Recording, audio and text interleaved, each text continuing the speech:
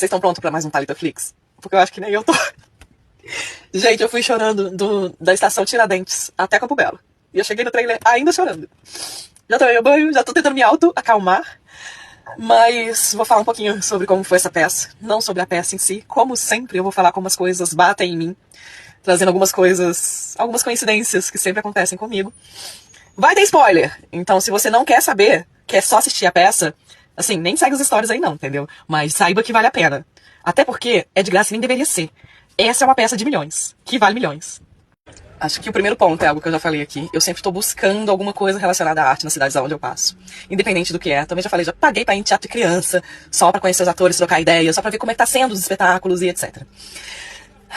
Confesso, eu não prestei atenção nisso aqui. Se eu tivesse parado pra olhar isso aqui por 3 segundos, talvez eu não tivesse sido tão surpreendida, mas que bom que fui. Foi uma daquelas coisas que simplesmente aparecem em fluxo na minha vida. Tava lá fazendo a aula de Odisse e aí a professora soltou essa, que ia ter essa peça de teatro, que era de graça. E aí já me mandou o Facebook da pessoa, da diretora, já me mandou também no Instagram, já entrei em contato. Ah, é de graça, é só pegar o ingresso uma hora antes. Beleza, tô indo. Foi assim. Eu falo, eu já tô numa fase da vida que eu não tô mais precisando correr atrás das coisas. Elas, graças a Deus, estão vindo na minha mão, sobretudo em termos de arte. Ô, glória. Enquanto eu gravei os primeiros stories que tem umas árvores atrás de mim, eu tava tentando ler isso aqui. Só que, o que aconteceu? Primeiro, tava muito escuro. E segundo, que tinha muita gente fumando perto de mim. O que eu fiz? Saí do lugar onde eu tava, enfiei isso aqui na bolsa e não peguei mais. Então eu acabei de ler. Eu sou muito alérgica a cigarro, tá? Vale lembrar. Vamos pra peça? Vamos pra peça. Ai, meu Deus. Se eu começar a chorar, vocês vão me perdoar, né? Então tá tudo certo. Do lado de fora de onde foi a peça, tinha algumas fotografias de dança. Eu tirei foto, não sei se eu vou conseguir postar, porque eu não tenho memória pra isso, né? E é exatamente por isso que eu tô gravando stories nesse exato momento, enquanto ainda tenho memória pra fazer isso. E aí a gente passa pela primeira porta e eu já sinto muito cheiro de incenso. Eu nem sei se era realmente incenso, se era cheiro de madeira, se era cheiro dos instrumentos. Eu não sei o que é. Mas eu só passei e já senti esse cheiro. Falei, eita, gostei. No que eu sentei logo na primeira fileira. Eu olhei o cenário, a primeira coisa que eu vi no cenário foi um Underback. Eu falei, eu só consegui fazer isso. Underback! Eu suspirei essa peça inteirinha e eu chorei do início até o fim. Eu não tava conseguindo me segurar na cadeira. Vamos lá. Tô lembrando aqui que eu acho que eu nunca contei essa história pra ninguém. Teatro normalmente costuma me atravessar. De assistir alguma coisa e dali pra frente mudar algum ponto de vista ou mudar a vida. Eu fiquei 4 anos sem dançar. Da morte da minha mãe até o fim do meu casamento. Quando foi o fim do meu casamento, que inclusive foi um dos dias mais felizes da minha vida, eu fui numa peça de teatro da Sala de Giz, lá em Juiz de Fora. E um dos atos era, acho que é bailarina e palhaço? Eu acho que era. E foi um desses que me atravessou. Eu não vou lembrar as falas. Eu lembro das cenas, eu lembro memórias das imagens das cenas, mas as falas me atravessaram.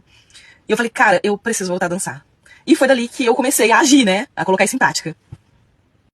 Essa peça veio num momento muito específico da minha vida, em que eu tô querendo abraçar o mundo e achando que tem que escolher alguma coisa pra fazer. Eu tô nas danças árabes, eu tô nas danças indianas, eu tô nas danças de salão, eu tô literalmente querendo abraçar o mundo e voltar pras danças que eu já fiz. E aonde quer que eu passe, as pessoas também me querem. As pessoas também querem que eu fique ali e eu fico pensando que eu tenho que escolher. Então, essa peça por si só foi muito importante, porque tinha um pouquinho de cada vivência que eu já tive na vida. Não tiveram todas as vivências que eu tive na vida, né? Porque, né? Eu sou uma pessoa muito curiosa. Mas teve muita coisa e muita sincronicidade com outras vivências. E eu fiquei, meu Deus, talvez eu tenha que abraçar todas mesmo e tá tudo bem. Eu ia fazer, assim, uma introdução de como que é a peça, dos elementos e tal, mas achei que vou deixar vocês conferirem, porque isso é muito legal. Mas ela ocorre em tempos pandêmicos, que por si só já é muita coisa. Tem uma certa partezinha logo do início que são sobre as frequências sonoras. Isso só faz sentido pra mim. Eu sei que muita gente entende das frequências, né? Frequência de cada chakra, frequências de som para meditação, dependendo do que você quer com aquele som.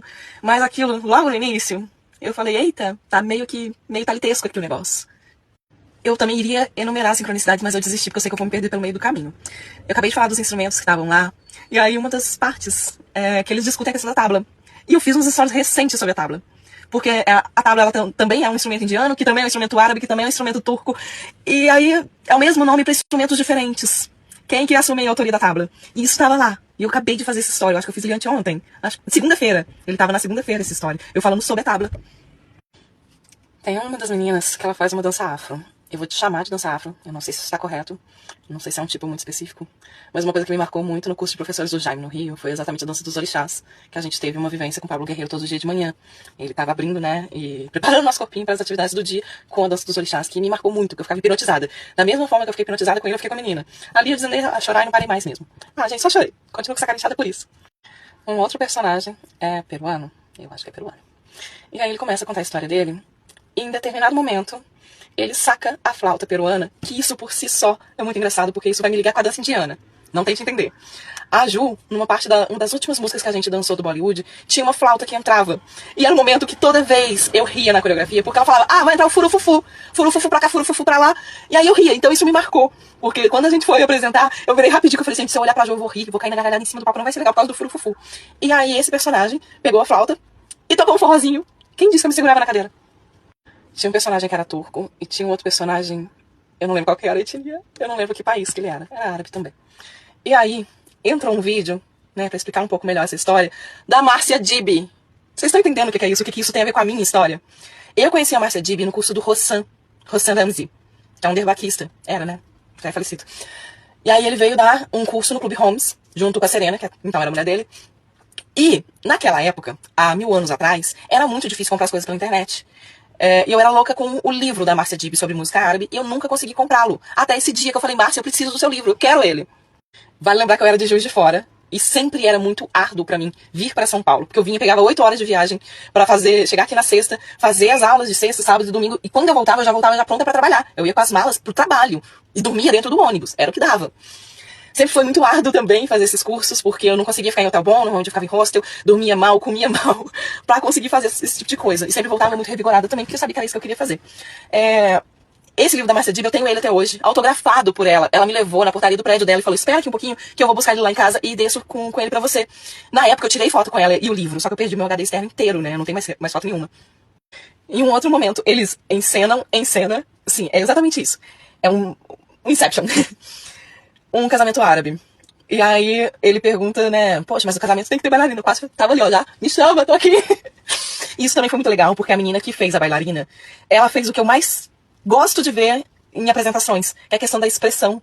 Não importa o que você tá fazendo com o corpo, me mostra que você tá gostando de dançar, sabe? E aquilo tava muito claro ali pra mim, que ela tava ali curtindo o que ela tava fazendo, independente do que ela estivesse fazendo. A questão dos instrumentos percussivos também foi muito forte pra mim, porque eu nunca pude dançar com a orquestra. Eu já dancei com o Derbach, e só o Derbach. Ali eu tava com a orquestra montada. Orquestra não, porque era só os instrumentos percussivos, mas cada personagem tava com um instrumento percussivo. Isso nunca aconteceu na vida, é uma experiência que eu ainda não tive, assim como é outra experiência que eu ainda não tive, que são as danças derviche, sufi, que eu vi na minha frente. Eu só via isso muito distante. A gente teve curso com a companhia online do Jaime Arocha, algumas aulinhas com Thomas Maxwell, que não é dessa dança, né? Ele é do Tanura, que tá ali, né? O Tanura é como se fosse a parte artística disso. E a dança sufi, ela é religiosa, espiritual e coisa e tal, mas eu nunca tinha visto. E aí eu chorei. Eu só chorei, gente. Essa cena do sufi foi logo em seguida de uma cena de um ritual de ayahuasca. Eu vou chamar que é um ritual xamânico. E eu já fiz parte de vários grupos xamânicos. Substâncias não fazem efeito em mim, né? Eu já tive descarga de DMT, porque já tive QM. Essa descarga ela foi natural, né? Eu não tava usando nenhum tipo de droga, nenhum tipo de substância, absolutamente nada. Então, após isso que eu fui entrar pros grupos xamânicos pra conhecer, pra entender o que tinha acontecido comigo. E descobri que a ayahuasca não faz efeito em mim, o DMT não faz efeito porque já fez efeito, né? Eu já tive uma experiência espiritual dessa quase morte minha, e ali se abriu um campo muito grande na minha vida. Coincidentemente, hoje também. Eu tava à tarde conversando com a professora de danças indianas sobre a minha visão sobre as religiões. Porque eu não tenho uma religião. Porque pra mim todas elas estão falando a mesma coisa em metáforas diferentes, com deidades diferentes, usando as forças da natureza de forma diferente, os arquétipos de formas diferentes. Mas pra mim eu vejo tudo como sendo uma coisa só. Por isso também eu sou muito curiosa. Eu já passei por diversas religiões, nesse sentido da curiosidade eu vejo muita similaridade entre elas. E a minha espiritualidade tá ligada a isso. E tá muito ligado à dança sufi. Porque pra mim a espiritualidade tá em mim, a divindade tá em mim. E eu só consigo exercitar essa espiritualidade, só consigo colocá-la em prática através de movimento. Então quando eu danço, a minha dança é uma prece. Vocês podem não entender que é uma prece, mas pra mim ela é. O meu movimento, ele é sagrado. Pra vocês pode parecer que não é, mas pra mim qualquer movimento meu é. O final termina numa Dabik, que é o início da minha carreira na dança do ventre. Foi assim, né? Eu era do Tufik Nabak, também, já falecido. E a gente pegava muito esse tipo de folclore libanês, porque ele veio do Líbano. Teve todo um contexto também de guerra dentro da peça, então isso acabou mexendo comigo de uma história que nem era minha, mas uma história que ele contava muito pra gente, que eu sentia muito como se fosse comigo, porque ele veio pro Brasil por causa das guerras civis, lá no Líbano. Ai, eu não consigo contar a peça inteira, nem tenho intenção de contar a peça inteira, mas ela bateu muito, muito, muito forte em mim, por vários motivos, assim. Eu acho que vai ficar reverberando também por um certo tempo, coisas que eu vou ao longo do tempo tentando digerir. Foi ótimo. E realmente foi uma surpresa muito boa. O fato de eu ter ido sem nenhuma expectativa pra peça, sem saber do que se tratava direito, sem ter noção de quem que era o elenco, sem ter noção de absolutamente nada do que ia acontecer, não sabia nem o que era o tema. E ter saído de lá extasiada, eu falei, é teatro. Teatro tem essa capacidade de mexer muito comigo. E se faz sentir, faz sentido. Me vejo cada vez mais dentro do fluxo. Como eu já tinha falado anteriormente, a dança tem um poder sobre mim, que ela domina toda a minha vida de uma forma muito harmônica e que eu tô tentando não ir contra ela, né? Tô tentando aproveitar o que tá vindo de mão beijada, literalmente. O que tá vindo, assim, de forma muito fácil, como esse espetáculo que veio sem querer na minha vida e tá aí. Achei que a sincronicidade tinha acabado, não acabou. Foi olhar aqui, ó, preparação corporal. A Aisha. Se eu não me engano, a Aisha foi professora da Marina, que é minha professora agora. E Lucas Oliver, que tá escrito com C, mas é com K. E eu entrei em contato com o Lucas hoje, que eu queria fazer aula, voltar a fazer aula de tribal. Por falar em Marina, Marina é citada também nessa peça. E hoje eu gravei história, não só falando da Marina, que é minha professora de dança do ventre, que eu cito muito, que já tá batido, como eu falei da Marina Barros, de Mangaratiba. Hoje eu citei duas Marinas. Eu também citei que eu conheci a Márcia Dig no Clube Holmes. E o Clube Holmes ele marca uma segunda fase da minha vida de volta aos palcos. Eu voltei aos palcos com a dança de salão, mas ainda era uma dança solo, no Waizuki, e apresentei a mesma coreografia num palco mesmo no Clube Holmes. No Waizuki foi no chão da pista só. O Instagram não tá deixando eu postar um dos stories. Tô tentando ver o que eu tô falando de errado nele, alguma coisa assim. Mas eu só tô falando sobre como eu vejo a espiritualidade e as religiões. E o porquê a dança surf tem muito a ver com a minha visão de espiritualidade. Enfim, não vou ficar insistindo e vou evitar falar muita coisa, porque senão nem essa história que vai ser postado.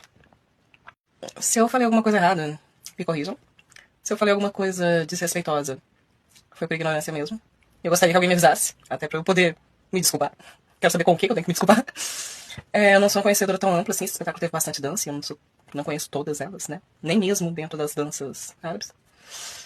É isso. Já que o Instagram tá me bloqueando, eu não quero ser cancelada na internet.